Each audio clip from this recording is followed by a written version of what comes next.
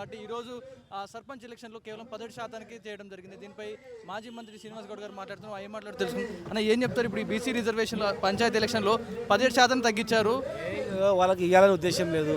బీసీలు అంటే చులకన, ఏది వాడు ఏం చేస్తాడు ఏం మిగుతాడని అనుకుంటారు. వాళ్ళు పరిస్థితి లేదు. అట్లా ప్రజలు చాలా చైతన్యవంతులైనరు. వాళ్ళు చేసిన మోసాలు అడుగడుగునా తెలిసిపోయినాయి. చట్టబద్ధత ఉండాలని చెప్పినాం, మేము రాజ్యాంగ సవరణ చేయాలని చెప్పినాము. జియో సరిపోతుంది అన్నారు.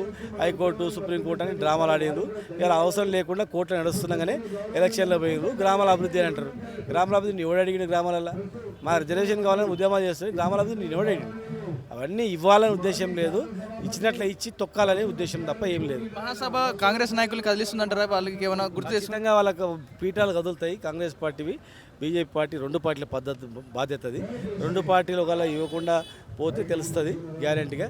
ఇవాళ ప్రజలలో ఏముంది అనేది తెలుస్తుంది. రేపు ఎలక్షన్ తర్వాత తెలుస్తుంది, ఫ్యూచర్లో తెలుస్తుంది వాళ్ళకి.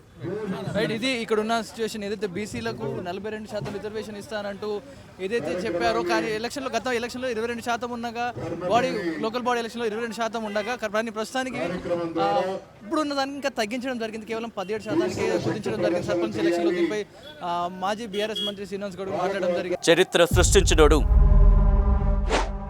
ఇప్పుడు ఆ చరిత్రని తిరగరాయబోతున్నాడు. అబద్ధాల గోడల్ని బద్దలు కొట్టి నిజాలను రాగా మీ ముందుంచబోతున్నాడు.